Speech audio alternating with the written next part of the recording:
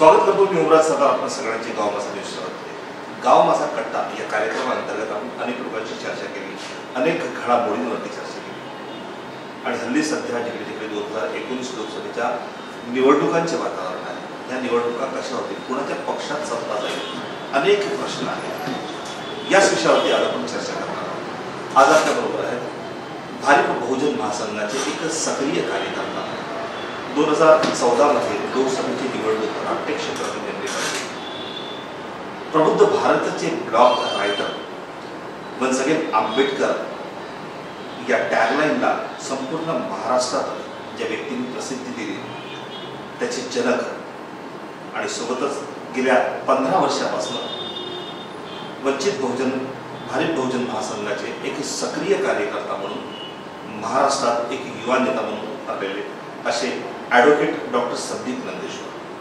Doctor Sandeep Nandeshwar मी आपलं स्वागत करतो गाव माझा न्यूजच्या वतीने. वंचित बहुजन आघाडी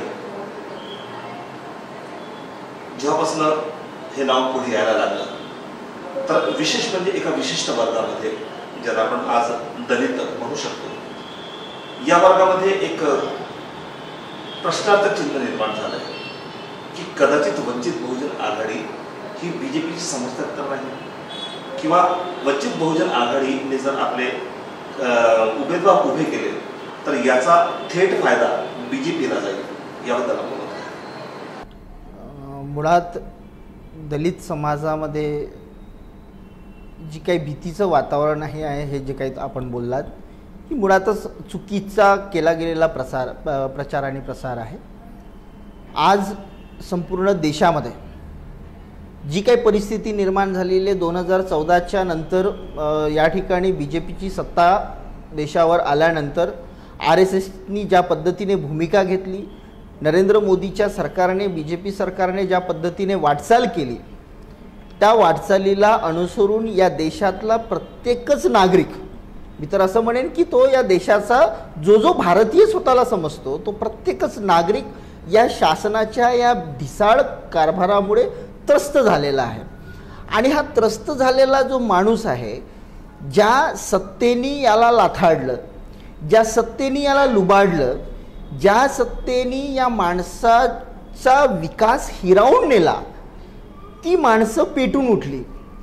ज्या पद्धतीने 2014 नंतर इथल्या बहुजनांवर, इथल्या वंचितांवर ज्या पद्धतीने आघात झाला, ज्या पद्धतीने मॉब लिंचिंग झालं, सामूहिक हल्ले करण्यात आले आणि त्यामुळे समाजामध्ये एक असुरक्षिततेची भावना निर्माण झाली.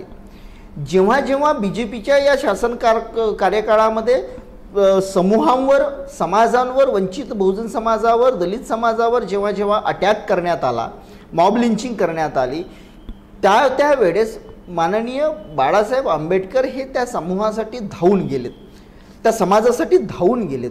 आणि मग अशा परिस्थितीमध्ये आज वंचित बहुजन आघाडीची स्थापना झाली. ही वंचित बहुजन आघाडीची स्थापना कशासाठी आहे तर मुळात बीजेपीचा जो काही अन्यायाचा रथ आहे, हा बीजेपी आणि RSSनी मिळून चालवलेला, नरेंद्र मोदीच्या नेतृत्वामध्ये चालवलेला अन्यायाचा रथ रोखण्यासाठी वंचित बहुजन आघाडीची निर्मिती झालेली आहे.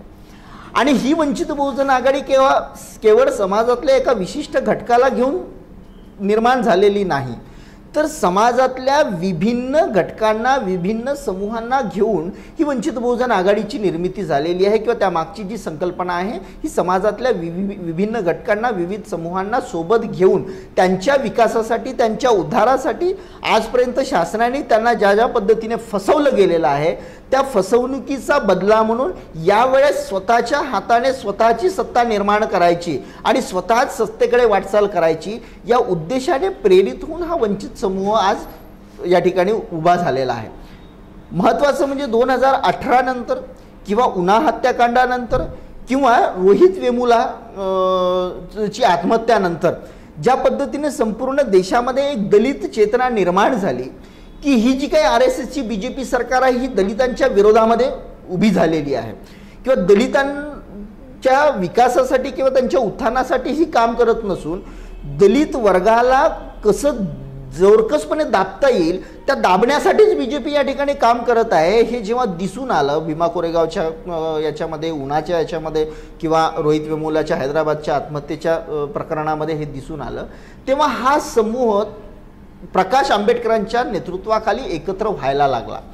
आज परिस्थिती अशी आहे, मी असं म्हणेन की महाराष्ट्राचं जर राजकीय आणि सामाजिक वातावरणाचा जो कोणी अभ्यासक असेल तो प्रत्येकच अभ्यासक ही गोष्ट मान्य करेल की आज महाराष्ट्रामध्ये प्रकाश आंबेडकरांच्या नेतृत्वामध्ये एकत्र आलेला समूह हा जवळपास 90% आसपासचा समूह आहे, जो दलित समूह आज प्रकाश आंबेडकरांच्या नेतृत्वामध्ये महाराष्ट्रामध्ये एकत्र झालेला. यासोबतच वंचित बहुजन आघाडीच्या फॉर्मेशन नंतर विभिन्न समूह एकत्र येताना पाहून काही राजकीय पक्षसुद्धा त्या ठिकाणी वंचित बहुजन आघाडीमध्ये सहभागी झाले. त्याच्यामध्ये मग MIM असेल किंवा इतर अन्य छोटे मोठे सामाजिक संघटना असेल, लिंगायत धर्म संस्था असेल, असे विविध संघटना त्या ठिकाणी एकत्र आल्या, विविध पक्ष एकत्र आले.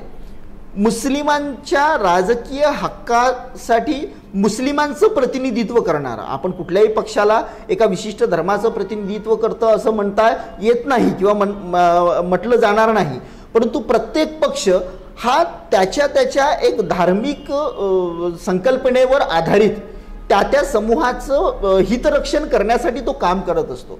वंचित बहुजन आघाडीमध्ये सहभागी झालेला MIM पक्ष, ओवेसींचा जो पक्ष आहे, हा ओवेसींचा पक्षसुद्धा मुस्लिमांच्या हितरक्षणासाठी काम करतो, परंतु त्यासोबतच तो या देशातल्या प्रत्येक नागरिकाच्या संवैधानिक हितरक्षणासाठी सुद्धा तो काम करतो. परंतु त्याला मांडणारा जो वर्ग आहे तो मुस्लिमांचा वर्ग आहे. मुस्लिमांमध्येही असुरक्षिततेची भावना झाली. UPमध्ये MP मध्ये जे काही प्रकरणं झाले, मुस्लिमान गोहत्येच्या संदर्भामध्ये जी काही प्रकरणं झाली संपूर्ण देशाने पाहिली. हा मुस्लिम समूह सुद्धा पेटून उठला होता, कारण BJPच्या शासन काळामध्ये मुस्लिम समूह सुद्धा सुरक्षित नाही ही भावना त्यांच्यामध्ये बळावत गेली आणि त्याच्यामुळे मुस्लिम समूहाने सुद्धा बघितलं की वंचित बहुजन आघाडीच्या माध्यमातून प्रकाश आंबेडकरांच्या नेतृत्वाखाली दलित समूह एकत्र येत आहे, आदिवासी समूह एकत्र येत आहे, इथला जो छोटा OBC वर्ग आहे तो सुद्धा एकत्र येत आहे. मग अशा वेळेस मुस्लिम समुदायाने सुद्धा आपली भूमिका एक महाराष्ट्रामध्ये निर्माण केली आणि मुस्लिम समुदाय सुद्धा या वंचित बहुजन आघाडीचा एक घटक, एक भाग म्हणून या ठिकाणी आलेला आहे. आणि त्यामुळं आज मी असं म्हणेन की महाराष्ट्रातला जवळपास 60% मतदार हा वंचित बहुजन आघाडीसोबत आहे. आता महाराष्ट्रामध्ये जर 60% वंचित बहुजन आघाडीसोबत जर मतदार आला असेल, मग तो छोटा OBCतला असो, मुस्लिम असो, दलित असो, आदिवासी असो किंवा भटक्या विमुक्तामधला मतदार असो, आज महाराष्ट्रामध्ये आम्ही वंचित बहुजन आघाडीच्या माध्यमातून 60% मतदारांना एकत्र केलेलं आहे. उर्वरित 40%मध्ये काँग्रेस कुठे आहे आणि BJP कुठे आहे ते त्यांनी ठरवावं. परंतु महाराष्ट्राचं राजकारण ज्या दिशेने चाललेलं आहे, वंचित बहुजन आघाडीचं राजकारण ज्या दिशेने चाललेलं आहे, का घाबरलेले BJP आणि काँग्रेस आज का घाबरलेली, त्याचं कारणच हे आहे, त्यांना दिसतंय, त्यांना माहिती आहे की आज वंचित बहुजन आघाडीच्या पाठीमागं जवळपास या ठिकाणचा 60% जनसमुदाय हा वंचित बहुजन आघाडीच्या पाठीशी आलेला आहे आणि ते महाराष्ट्रभर झालेल्या वंचित बहुजन आघाडीच्या सभांनी दाखवून दिलेलं आहे. त्याच्यामुळं कुणालाही घाबरण्याचं कारण नाही किंवा काँग्रेसला सपोर्ट करतोय, काँग्रेसला विरोध करतोय म्हणून BJPला समर्थन होईल किंवा BJPला फायदा होईल असं त्यामधला भाग नाही आहे. आज वंचित बहुजन आघाडी स्वतंत्र पायावर महाराष्ट्रामध्ये स्वतःचं राजकीय अस्तित्व निर्माण करत चाललेली आहे आणि आम्ही आमच्या राजकीय अस्तित्वाच्या निर्मितीसाठी आम्ही कुणाचीही भिडमुरवक करणार नाही. कोणाला फायदा होतो, कोणाला नुकसान होतो या चर्चेमध्ये, या बीजगणितामध्ये आम्ही पडत नाही. आम्ही वंचितांना न्याय मिळवून देण्यासाठी, वंचितांना सत्तेमध्ये बसवण्यासाठी, जे 70 वर्षापासून देशाच्या स्वातंत्र्यानंतर जे 70 वर्षापासून राजकीय दृष्ट्या वंचित आहेत, ज्यांना सत्तेचं अबकडही माहीत झालेलं नाही किंवा त्याचे लाभार्थी ते झालेले नाहीत, अशा वर्गाला सत्तेपर्यंत पोहोचवण्याचं काम वंचित बहुजन आघाडी करत आहे. कुठेतरी काँग्रेसबरोबर आघाडी झाली नाही आणि आता आघाडी होणारही नाही. या परिस्थितीमध्ये वंचित बहुजन आघाडीचं कार्य कसं राहील? कारण एक संभ्रम आहे की जेव्हापर्यंत काँग्रेसला सोबत घेत नाही तेव्हापर्यंत दलित लोकांच्या सीट्स निघत नाही, हा एक संभ्रम आहे. याबद्दल मला या प्रश्न आज संपूर्ण महाराष्ट्रामध्ये हा प्रश्न गाजत चाललेला आहे. जो तो उठतोय तो म्हणतोय की वंचित बहुजन आघाडी जर स्वतंत्र लढत असेल तर का त्याचं नुकसान काँग्रेसला होईल, BJPला होणार नाही. मला असं वाटतं की जो जो असा म्हणतो त्या व्यक्तीला राजकारण कळत नाही किंवा राजकारण त्याला समजत नाही. राजकारणाचं विश्लेषण त्यांनी केलेलं नाही किंवा राजकारणाचा त्यांनी अभ्यास केलेला नाही. काँग्रेसची ही खेडी आहे, कायम ती खेडी राहिलेली आहे. दलित आंबेडकरी समूहासोबत खेळलेली, मुस्लिमांसोबत खेळलेली ती खेडी राहिलेली आहे की आमच्यासोबत जर तुम्ही राहिले नाहीत तर BJP निवडून येईल. म्हणजे जवळपास 1980-90च्या दशकानंतर तर हा कायमचा टॅगलाईन राहिलेला आहे. अगदी बरोबर की दलित आणि मुस्लिम समूहाने जर काँग्रेससोबत राहिलं नाही तर BJP निवडून येईल आणि BJP निवडून आली तर दलित आणि मुस्लिमांवर अन्याय अत्याचार होत राहतील. हा त्यांनी कॉमन टॅगलाईनचा त्यांच्या अजेंडाचा भाग आहे. मला वाटतं 2019ला बरंच पाणी मुरून गेलेलं आहे. आता काँग्रेसनी ही टॅगलाईन आता बंद करावी आणि ज्यांना ज्यांना असं वाटतं की काँग्रेससोबत समर्थन न केल्यामुळं, काँग्रेसला सोबत आघाडी न केल्यामुळं BJP निवडून येईल, त्यांनी आता सध्याच्या वास्तवाचं निदान 2014च्या निवडणुकीचा जरी अभ्यास केला तरी त्यांना त्यांच्या हे लक्षात येईल की आज आमच्यासोबत, मगाशी मी जसं सांगितलं की आमच्यासोबत आज OBCमधला जो छोटा वंचित समूह आहे तो आमच्यासोबत आहे. मी असं म्हणेन की OBCमधला जवळपास 25 ते 30% समूह हा वंचित बहुजन आघाडीचा घटक झालेला आहे, कायम घटक झालेला आहे आणि त्यांनी ठरवून टाकलेलं आहे की आता आम्ही काँग्रेसकडे जाणार नाही आणि BJPकडे जाणार नाही, आम्ही आमच्या हातामध्ये सत्ता घेऊ. 30% OBCतला हा वंचित समूह एकत्र आलेला आहे.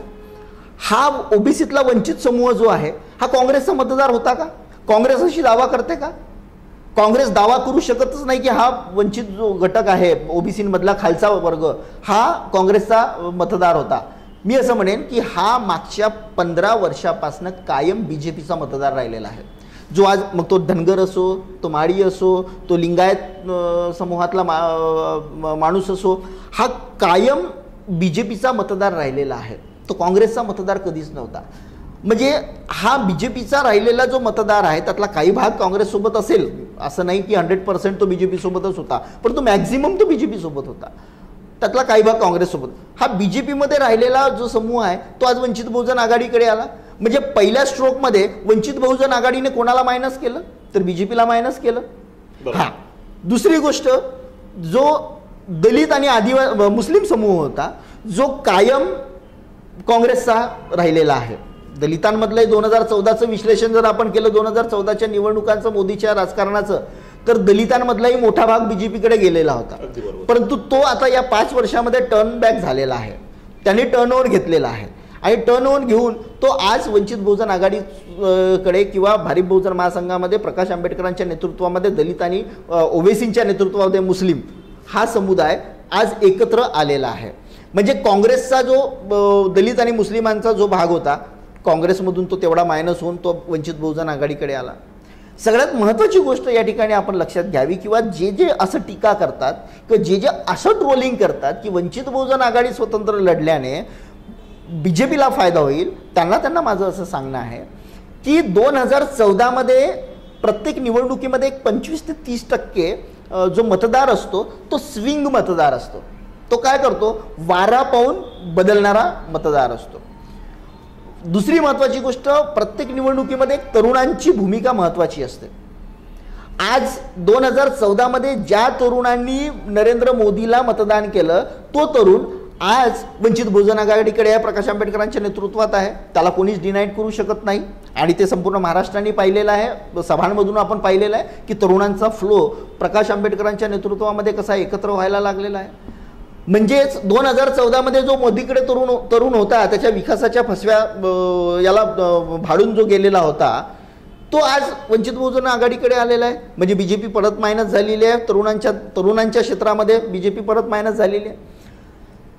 त्यानंतर दुसरी महत्त्वाची गोष्ट की हा जो स्विंग मतदार होता, मोदीच्या लाटेमध्ये जो वाहावत जाऊन 2014ला ज्यांनी मतदान केलं तो निराश होऊन आज परत मोदीकडून तुटून किंवा म्हणजेच पर्यायाने BJPकडून तुटून तो आज मला असं म्हणायचं की तो वंचित बहुजन आघाडीकडे आलेला आहे. म्हणजेच इथे परत BJP मायनस झालेली आहे. म्हणजे वंचित बहुजन आघाडी तर BJPला मायनस करत आहे. काँग्रेसकडून काँग्रेसचा कोण जो परंपरागत दलित आणि मुस्लिम समुदाय होता तोही काही 100% नव्हता, कारण इथे बहुजन समाज पार्टी असो की रिपब्लिकन पक्ष असो, भारिप बहुजन महासंघ असो किंवा अन्य पक्ष असो, ते निवडणुका लढतच होते आणि जवळपास एक 20-25 लाख मतदान महाराष्ट्रामध्ये हे पक्ष घेतच होते. याचाच अर्थ काँग्रेसला दलितांचं मतदान किती जात होतं हे त्यांनी काढावं. आमच्यापेक्षा जास्त काँग्रेसवाले हुशार आहेत, त्यामुळे त्यांनी त्याचं गणित करावं. मग हा जर समूह जर आमच्याकडे आला असेल तर आम्ही तर सर्वप्रथम मायनस बीजेपीला करत आहोत.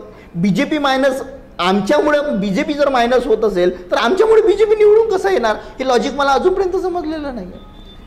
दुसरी एक महत्त्वाची गोष्ट, जर काँग्रेस हा कायम प्रचार करत असेल किंवा दलितांमधला एक सेक्टर असा जर मतप्रवाहाचा असेल की आपण बीजेपीला थांबवण्यासाठी म्हणून काँग्रेससोबतच गेलं पाहिजे, तर त्या प्रत्येकाला माझं हे सांगणं आहे की मग जर काँग्रेससोबतच जायचं असेल तर आमचा पक्षच कशाला हवा आणि आम्ही निवडणुकाच कशाला लढायच्या.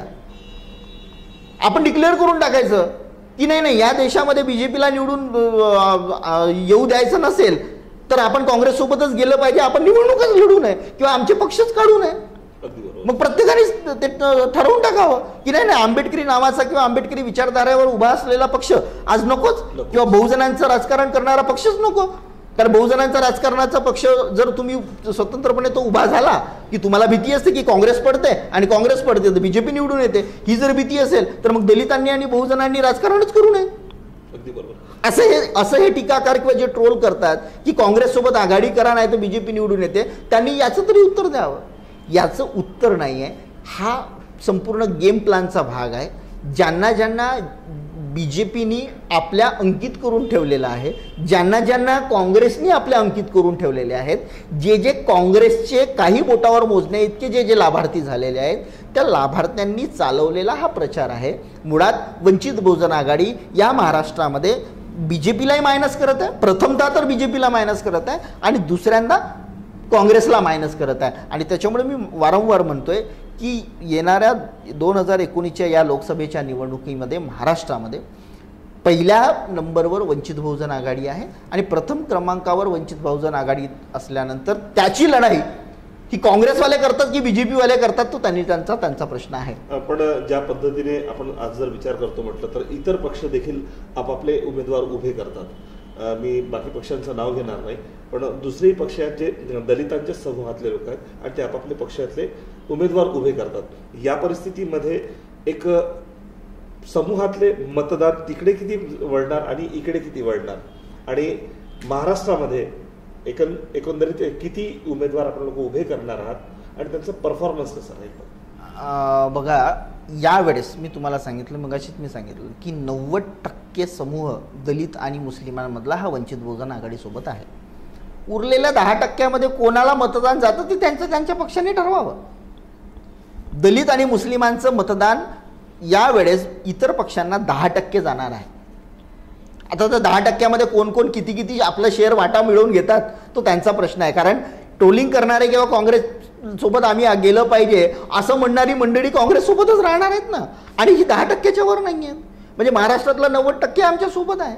त्याच्यामुळे ते किती त्यांचा शेअर वाटून घेतात आपसामध्ये बसून तो त्यांचा प्रश्न आहे. परंतु आज 90% मतदान हे वंचित बहुजन आघाडीला दलित आणि मुस्लिमांचं आदिवासींचं होणार आहे. मी मगाशी परत बोलताना सांगत होतो की आदिवासी समूह हा मागच्या 20 वर्षाच्या काळातला इलेक्शनचा जर आपण अभ्यास केला तर या मागच्या 20 वर्षामध्ये आदिवासी समूह हा कायम बीजेपी सोबत राहिलेला आहे, काँग्रेस सोबत राहिलेला नाही. आणि म्हणून मागच्या वेळेस बाळासाहेब आंबेडकरांनी सुद्धा याचं सुतोवाच केलं होतं आणि राष्ट्रपतीची निवडणूक होत असताना बाळासाहेबांनी सांगितलं होतं की काँग्रेसला जर वाटतं या ठिकाणच्या संविधानाला जर वाचवलं पाहिजे, या संविधानाने दिलेले अधिकार हे खालच्या वर्गापर्यंत गेले पाहिजेत, असं जर काँग्रेसला वाटत असेल तर काँग्रेसनी आदिवासी माणसाला या देशाचा राष्ट्रपती बनवावा. बनवलं का? मुळात बीजेपी असो की काँग्रेस असो ही या वर्गासाठी राहिलेली नाही. आणि म्हणून आता कोणासोबत गेल्याने एक प्रवाह असा पण चालला होता की काँग्रेससोबत वाटाघाटी करावा. आम्ही प्रयत्न केला, निश्चितच नाही अशातला भाग नाही, आम्ही वाटाघाटी केल्या. काँग्रेसकडून त्याचा प्रतिसाद नाही आला, आम्ही पर्याय त्यांच्यासमोर ठेवलेला होता. मुद्दा असा आहे की काँग्रेसला आम्ही सुरुवातीला 12 जागांची मागणी केली होती, त्याला त्यांनी कायम जसं त्यांनी UP मध्ये आणि MP मध्ये जसं केलं समाजवादी पक्षासोबत आणि BSP सोबत, तसंच त्यांनी महाराष्ट्रामध्ये आमच्यासोबत करण्याचा प्रयत्न केला. शेवटच्या क्षणापर्यंत लटकवून ठेवायचं आणि पटकून द्यायचं, ही काँग्रेसची नेहमीची भूमिका राहिलेली आहे. आज महाराष्ट्रामध्ये ते चाललं नाही. आज आम्ही काँग्रेसला पटकणी देतो. काँग्रेसनी आम्ही मागितलेल्या जागा दिल्या नाही, आम्ही आमची थांबलो नाही, आम्ही पुढे गेलो तसा तसा जनसमूह येत गेला, वाढत गेला. आम्ही 22 जागा डिक्लेअर केल्या आणि 15 तारखेला आमच्या बाळासाहेबांनी आजच घोषित केलं की 15 तारखेला आम्ही उर्वरित 26 जागा घोषित करणार आहोत. म्हणजेच महाराष्ट्र वंचित बहुजन आघाडी महाराष्ट्रामध्ये आज संपूर्ण 48 जागा लढवेल. मी मगाशी जसं सांगत होतं की एक प्रवाह असा होता की काँग्रेससोबत आघाडी करून आपण वाटाघाटी करून लढावं. मला हे सांगा की आज इतक्या महत्प्रयासाने डॉक्टर बाबासाहेब आंबेडकरांच्या महापरिनिर्वाणानंतर पहिल्यांदा 70 वर्षानंतर ही परिस्थिती निर्माण झालेली आहे की आज कुठं वंचित बहुजनातला हा जो वंचित आहे आणि दलित आदिवासी मुस्लिम जो आहे हा एकत्र एका मंचकावर आलेला आहे. त्याच्यामध्ये राजकीय चेतना जागृत झालेली आहे. ही राजकीय चेतना जागृत झाल्यामुळं तो सत्तेच्या दिशेने वाटचाल करू लागलेला आहे.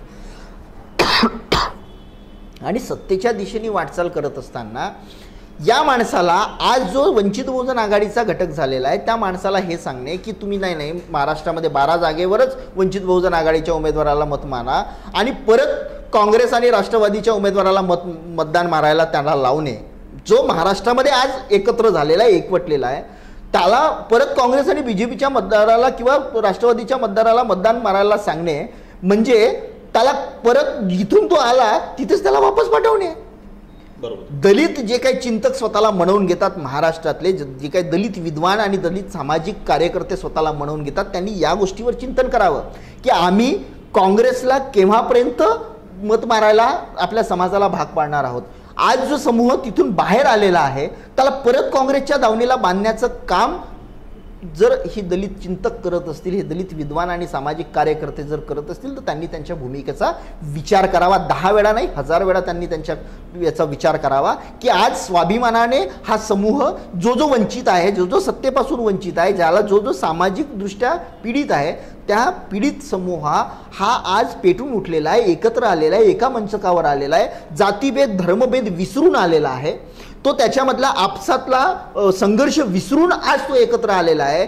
त्या समूहाला तुम्ही परत सांगता की नाही महाराष्ट्रामध्ये आम्ही 12 जागा किंवा 15 जागा लढू आणि बाकीच्या जागांवर तुम्ही काँग्रेस BJPला मतदान मारा, तर तो पुढच्या वेळेस तुमच्याकडे कशाला येणार?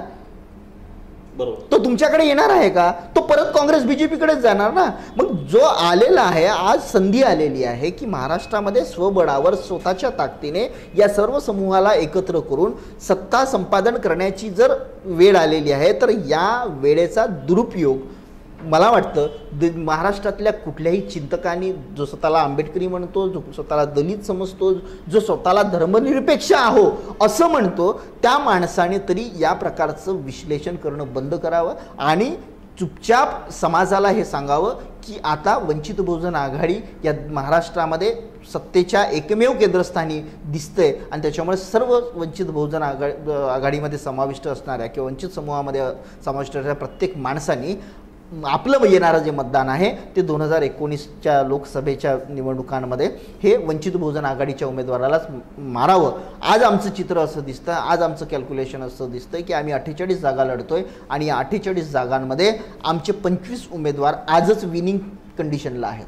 25 उमेदवार विनिंग कंडिशनला आहेत आणि उर्वरित 23 उमेदवार हे नंबर 2वर असणार आहेत. आणि जर थोडासा हा जो समूह, हा जो डायल्युशन आहे की काँग्रेससोबत गेलं पाहिजे किंवा BJP निवडून येतं, हा जर माइंडसेट महाराष्ट्रातला बदलला की नाही वंचित बहुजन आघाडीमुळे BJP निवडून येत नाही तर BJP पडतंय आणि काँग्रेसवर 3 नंबरवर चालली आहे, मग काँग्रेसवरही 3 नंबरवर चाललेली आहे, BJP 2 नंबरवर राहत आहे, तर तुमच्याजवळ उरतं काय? वंचित बहुजन आघाडीला पण आतापर्यंत मत मारल्याशिवाय काहीच उरत नाही. जी चर्चा होती की EVM मशीनच्या घोळमुळे BJP प्रत्येक वेळी निवडून आलेली आहे, मग यावेळी परिस्थिती कशी राहील? ही नक्की आहे की EVM हा एक सगळ्यात मोठा लोकशाही समोरचा आणि देशाच्या एकंदरीतच संवैधानिक अधिकारावरचा हा एक सगळ्यात मोठा घाला आहे. मी असं म्हणेन की देशाचं सार्वभौमत्व EVMमुळं धोक्यात येत आहे, ही गोष्ट खरी असली तरी EVMच्या संदर्भामध्ये आम्ही लढा दिलेला आहे. आज काय झालं की सगळ्याच संस्था ज्या संवैधानिक संस्था आहेत त्या कमकुवत करण्याचा प्रयत्न केला जात आहे आणि त्या संस्थांवर यांनी आपली माणसं बसवलेली आहेत. त्याच्यामुळे लोकशाहीला जसं जसं गाडता येईल तसं तसं गाडण्याचं काम ह्या देशामध्ये सुरू झालेलं आहे. परंतु असं असताना सुद्धा EVMनी कितीही जोर लावला, 100 मतदान पडणारं असेल तर त्या 100 मतदानापैकी 10 घेऊन जातील ना, किंवा 20 घेऊन जातील. मी असं म्हणतोय की वंचित बहुजन आघाडी यावेळेस 1000 मतदान घेणार आहे. BJP किती घेऊन जाते? BJPला जर 100 मतदान पडणार असेल तर वंचित बहुजन आघाडीला 1000 मतदान पडणार आहे. काँग्रेसला जर 100 मतदान पडणार असेल तर वंचित बहुजन आघाडीला 1000 मतदान पडणार आहे. आता त्यांनी त्यांचा EVMचा रेशो लावावा की EVMमधून किती चोरायचं आणि किती ठेवायचं. EVMनी कितीही चोरलं तरी यावेळेस वंचित बहुजन आघाडीचं मतदान चोरलं जाणार नाही आणि वंचित बहुजन आघाडीच्या उमेदवाराला कोणी पाडू शकत नाही. परंतु हे सगळं असताना सुद्धा कार्यकर्त्यांना सुद्धा माझी विनंती आहे की EVM हॅकिंग कशी केली जाते, EVMमध्ये मतचोरीचा रेशो कसा मांडला जातो, या संदर्भात आपण सजग जागृत असायला पाहिजे. प्रत्येक बूथवर आपण त्या संदर्भाने चाचपणी केली पाहिजे. एकदा प्रयोग नाही तर त्याचा EVMचा 10 वेळा प्रयोग करून नंतरच पोलिंग बूथ स्टार्ट केलं पाहिजे. हे माझ्या बूथ एजंटला प्रत्येकाला सांगणं आहे. त्या संदर्भात आम्ही वंचित बहुजन आघाडीच्या माध्यमातून आमचे जे काही बूथ एजंट असतील त्यांना त्या संदर्भात आम्ही हे सांगणार आहोत. आणि BJP यावेळेस EVMचा वापर करून जिंकणार नाही याची दक्षता वंचित बहुजन आघाडीने घेतलेली आहे. प्रसार माध्यमांची जर आपण गोष्ट करतो म्हटलं, मग ते इलेक्ट्रॉनिक मीडिया असो किंवा प्रिंट मीडिया असो, आजच्या परिस्थितीमध्ये प्रसार माध्यमाचा वापर काँग्रेस आणि BJP एक मोठ्या प्रमाणात करत आहे आणि यांच्या प्रत्येक सभा प्रसार माध्यमातून दाखवल्या जातात. परंतु वंचित बहुजन आघाडीचं कुठलंही कार्य प्रसार माध्यमाच्या कुठल्याही क्षेत्रात फार कमी प्रमाणात दाखवण्यात येते. याचं मागचं कारण काय असेल? आज मी असं म्हणेन सोशल मीडियावर वंचित बहुजन आघाडी प्रचारामध्ये आघाडीवर आहे. BJP पण कुठे नाही आणि काँग्रेस पण कुठेच नाही. वंचित बहुजन आघाडी सोशल मीडियावर टॉपवर आहे. याचं कारण असं की तिथे कोणाचं बंधन नाही आहे, तिथे कोणी आम्हाला थांबवत नाही, की तिथे कोणी पैसा घेऊन आम्ही काय छापायचं आणि आम्ही काय द्यायचं, आम्ही कसा प्रचार करायचा हे कोणी सांगत नाही. इलेक्ट्रॉनिक आणि प्रिंट मीडियाचा जर प्रश्न आला तर इलेक्ट्रॉनिक आणि प्रिंट मीडिया हे सगळेचे सगळे विकलेले आहेत हा आमचा आरोपच आहे. अन्यथा सगळे सर्वे हे सगळे फेक सर्वे आहेत. जे सर्वे चाललेले आहेत ना सगळे काय, काँग्रेस BJP, काँग्रेस BJP, युद्ध लागलेलं आहे काँग्रेस विरुद्ध BJP. प्रत्येक ठिकाणी आज UPमध्ये सपा आणि बसपाची आघाडी झालेली आहे. त्या ठिकाणी BJP आणि काँग्रेस कुठेच नाही राहणार. सपा आणि बसपा एकत्र आल्यामुळे ती कुठेच राहणार नाही. तिकडे बिहारमध्ये तीच परिस्थिती झालेली आहे. महाराष्ट्रामध्ये वंचित बहुजन आघाडी आहे. कुठे महाराष्ट्रामध्ये काँग्रेस आणि BJPचा टिकाव लागणार आहे. प्रत्येक ठिकाणी तिथले स्थानिक जे पक्ष आहेत त्या पक्षांनी आज यांच्यापेक्षा बाजी मारलेली आहे.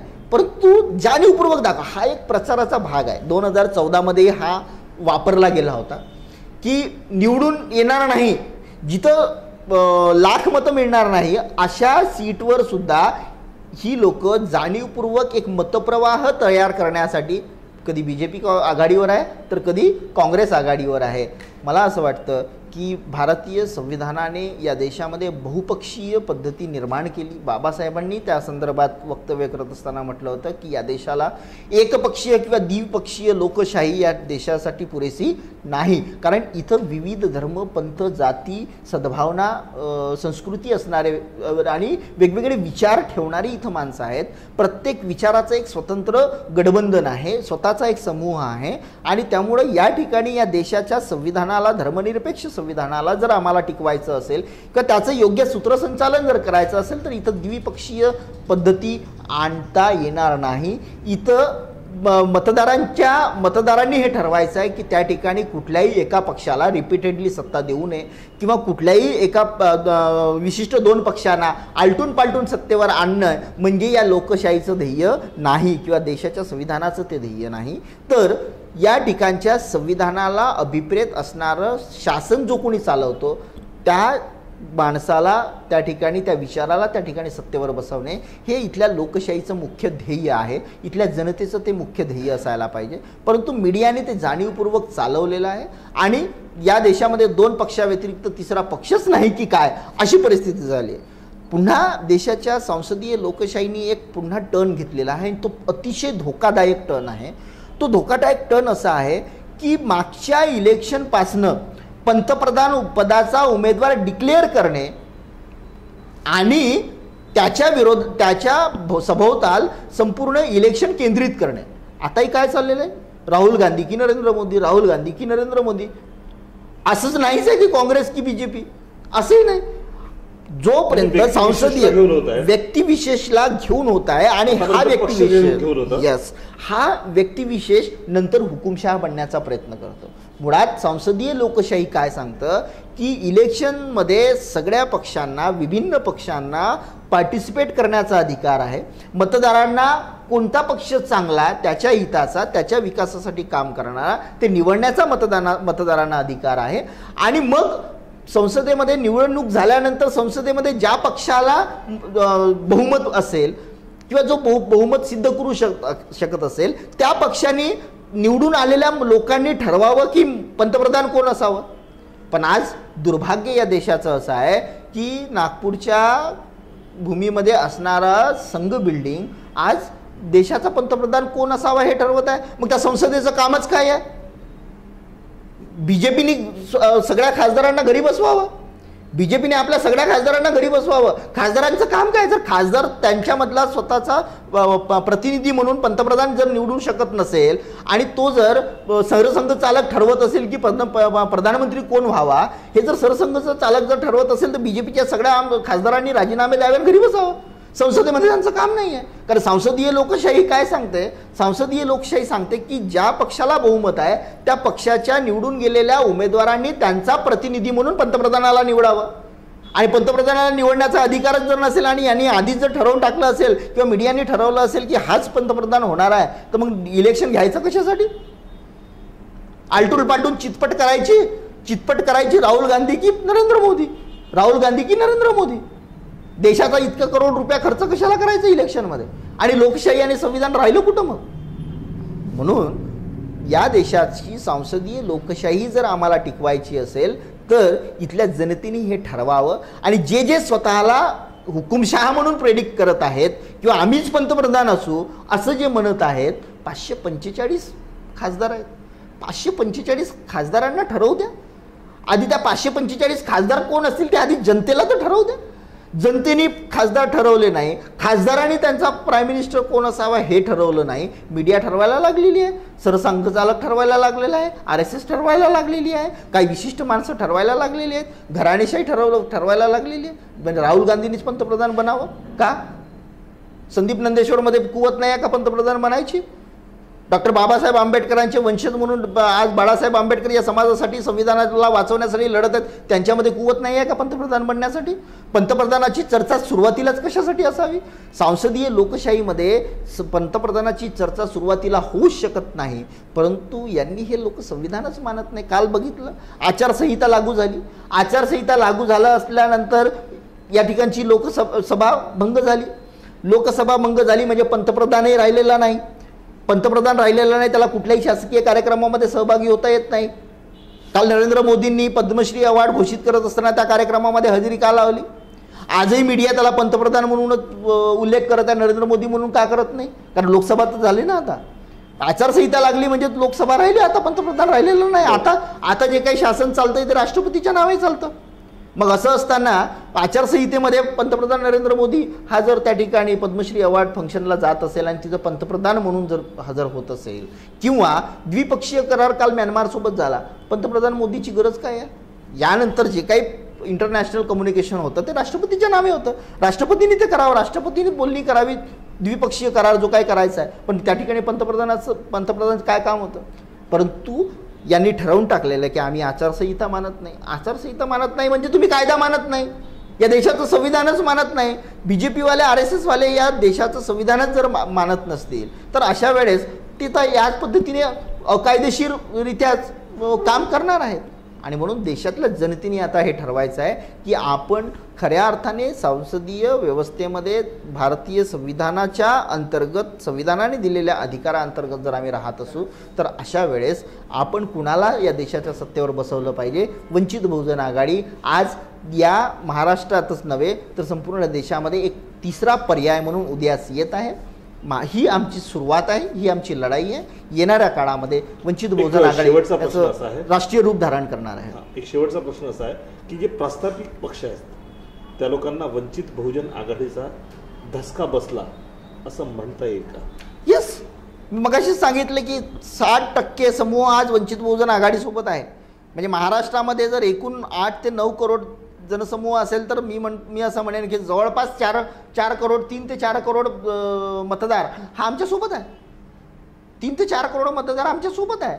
आणि त्याच्यामुळं गर्दीमध्ये जी काही आमच्या सभांमध्ये होणारी जी काही गर्दी आहे ती गर्दी सांगते, त्यांना दिसते आणि त्याच्यामुळे त्यांनी धसका घेतलेला आहे. आणि त्यांनी मीडियाला सांगून ठेवलेलं आहे, पेरून ठेवलेलं आहे की वंचित बहुजन आघाडीला मीडियाच्या कुठल्याही सर्वेमध्ये जनमत चाचणीमध्ये घ्यायचं नाही. कारण वंचित बहुजन आघाडी जर जनमत चाचणीमध्ये चुकूनही आली तर यांचा महाराष्ट्रातून सुपडा साफ होणार आहे. आणि हे मीडियालाही चांगल्यानं माहीत आहे आणि यांना चांगल्याने माहीत आहे.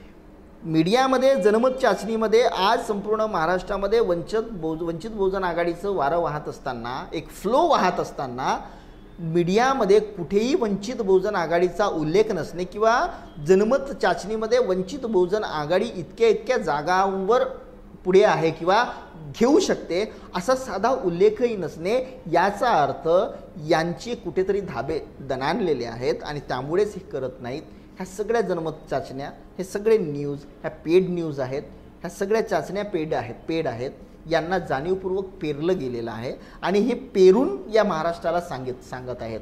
परंतु आज या मीडियानी पण लक्षात घ्यावं की सोशल मीडिया इतका स्ट्रॉंग झालेला आहे. आज प्रत्येकाच्या हातामध्ये मोबाईल आलेला आहे. मूर्ख आता समाजाला बनवता येत नाही. म्हणजे मोदींनी मागच्या 5 वर्षामध्ये समाजाला, देशाला मूर्ख बनवण्याचा खूप प्रयत्न केला. परंतु मोदींनी कुठं मार खाल्ली तर सोशल मीडियातूनच मार खाल्ली. मोदीला मात कोणी दिली तर सोशल मीडियानेच दिली. येणाऱ्या काळामध्ये, येणाऱ्या निवडणुकामध्ये तुम्ही कितीही जनमत चाचण्या घ्या, कितीही मॅनेज जनमत चाचण्या दाखवा, एकानेही जनमत चाचणी केलेली नाही. फक्त ह्या सगळ्या मॅनेज एका कमऱ्यामध्ये बसून आपल्या डोक्याची तारं तोडून केलेल्या जनमत चाचण्या आहेत. त्यामुळे त्यांना जनमत असा बनवायचा आहे की इथे लढाई काँग्रेस किंवा BJP सोबतच आहे. त्याच्यामुळे तुम्ही एक तर काँग्रेसला मारा किंवा BJPला मारा, पण वंचित बहुजन आघाडीला मारायचं नाही. माझं नेहमीचं एक वाक्य राहिलेलं आहे की या देशाला एक आंबेडकर सांभाळता आलेला नाही. एक आंबेडकर या देशाला सांभाळता आलेला नाही. एका आंबेडकरांनी या देशाचा चेहरा मोहरा बदलला आणि या देशाला एकदम खालच्या स्थितीतून या समानांतर लेवलवर एका आंबेडकराने आणून ठेवलं. एक आंबेडकर जेव्हा या देशाला पेलवला नाही किंवा इथल्या प्रस्थापितांना पेलवला नाही तेव्हा दुसरा आंबेडकर या प्रस्थापितांना कधीही पेलवता येणार नाही. परंतु जनतेने हे लक्षात ठेवावं की तेव्हाही एक आंबेडकर आमच्यासाठी तेव्हाच्या मनुवादाला गाडण्यासाठी आणि तेव्हाच्या असमानतेला, तेव्हाच्या अन्यायाला न्याय मिळवून देण्यासाठी एक आंबेडकर कामात आला. आज 2019ला जी परिस्थिती या देशामध्ये अन्यायाचं जे काही वातावरण निर्माण झालेलं आहे, या वातावरणाला जी नव्याने मनुस्मृती डोकं वर काढत आहे, त्या मनुस्मृतीला परत गाळण्यासाठी, या देशाच्या भवितव्यासाठी, या देशाला वाचवण्यासाठी, इथल्या वंचितांना वाचवण्यासाठी परत एक आंबेडकर या नावानेच या देशाला प्राप्त झालेला आहे, या राज्याला प्राप्त झालं आहे, समाजाला प्राप्त झालेला आहे. त्याच्यामुळं आता ठरवायचं कोणाला आहे तर जनतेला ठरवायचं आहे. प्रस्थापित आता या देशाची दिशा किंवा समाजाची दिशा ठरवणार नाही तर जनताच हीच त्याचा उद्धाराची दिशा ठरवणार आहे, हीच त्याच्या सत्तेची दिशा ठरवणार आहे. आणि संविधानातून त्याला मिळालेले अधिकार कसे मिळवायचे हे जनता ठरवणार आहे, सत्ता ठरवणार नाही. आणि वंचित बहुजन आघाडीच्या नेतृत्वामध्ये ते आम्ही सिद्ध करून दाखवू. खूप खूप धन्यवाद.